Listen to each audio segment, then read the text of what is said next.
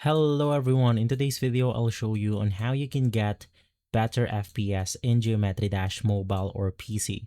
Basically, these steps are going to be the same for both platforms. So without further ado, let's get started.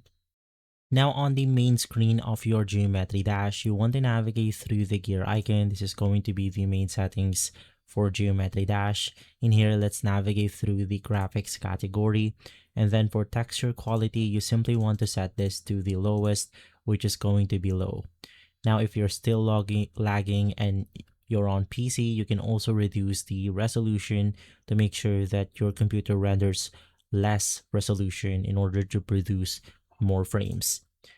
From there, just click on the apply button, which is going to be this one, and basically your game will restart and will have a much less graphics, but it will provide you with more FPS none the way. From there, the other thing that you can do to get more FPS is to make sure that your Geometry Dash is getting enough resources onto the game itself.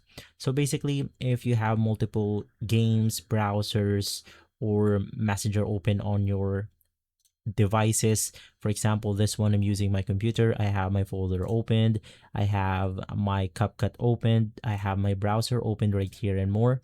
You want to make sure to close out your programs in order to allocate more resources onto the game itself, making sure that it provides more FPS. Now, of course, if you're on mobile devices, you can just close some background applications to do the same.